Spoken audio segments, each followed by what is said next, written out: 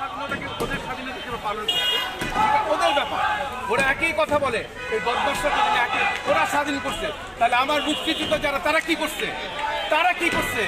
ওসমান সাহেব কি করছে? মেজর জলিল কি করছে? তারা কেন? জিয়াউর রহমান কি করছে? যার প্রথম ঘোষক যে জিয়াউর রহমান, সে কি করছে?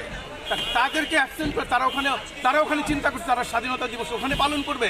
তাহলে আমাদের কি, আমরা কি পরাধীন দেশ? পরাধীন যদি থাকতে আগে ইন্ডিয়াকে বের করতে হবে, আগে ভারতকে বের করতে হবে এই দেশ থেকে। ভারতের কোনো লোক, কোনো দালাল এখানে থাকবে না। ইন্ডিয়ার কোনো নাগরিক সম্পূর্ণভাবে শেষ হবে। আচ্ছা, একজন প্রবীণ মুক্তিযোদ্ধা বলেছিলেন যে 15ই ডিসেম্বর সেনাপ্রধান লেফটেন্যান্ট জেনারেল সর্বদিনের ওসমানীকে তারা একটি বিমানে করে হামলা করেছিল এবং তারাই কি করেছে। সেক্ষেত্রে অন্য একজন এখন এটা যেটা আছে সেটার পরিপ্রেক্ষিতে যা দেখা যাচ্ছে, ওসমানী সাহেবকে কে খুন করছে, কারা কি বলছে, সেটা আমাদের দেখা যাচ্ছে। যেহেতু তাকে খুন করা হয়েছে, এটা চিরন্তর সত্য। কীভাবে জাস্টিফিকেশন এখনো পাইনি, দেখতে পারি আমাদের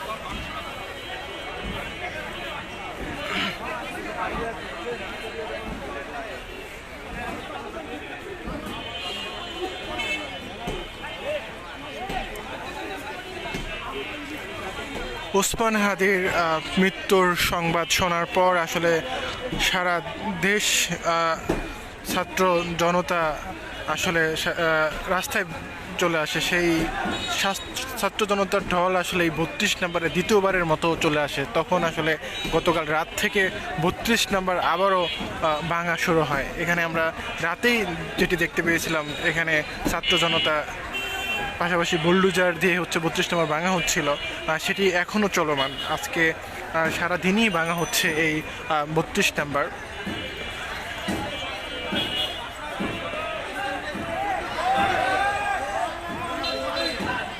এই 32 নম্বরকে ঘিরে আশেপাশে আসলে উৎসুক জনতাও দাঁড়িয়ে আছে। তারা দেখছেন আসলে কিভাবে ভাঙা হচ্ছে ধানমন্ডি 32। আর এখানে কিছুক্ষণ পরপরই স্লোগান দেওয়া হচ্ছে। এখানে উৎসুক জনতাও আসলে বিভিন্নভাবে তারা বলছেন যে ধানমন্ডি 32 ভাঙার ব্যাপারে পক্ষে বিপক্ষেও মত দিচ্ছেন অনেকে।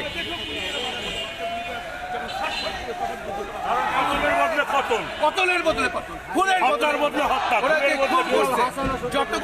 যতগুলা পুলিশ অফিসার 35 জন, ওরা যেভাবে হারুন শহরের বাচ্চা যেভাবে খুন করছে, ওর স্ত্রী সহকারে, ছেলে মেয়ে সহকারে খুন করা মানুষ মরার পর তাকে আবার পুরাইয়ে মারা হয়। জনগণ জাগৃত হয়েছে, আরো জাগ্রত হবে। কোনো উল্টাপাল্টা করলে এই বাংলাদেশের সবচেয়ে বড় দল হলো বিএনপি যদি উল্টাপাল্টা করে,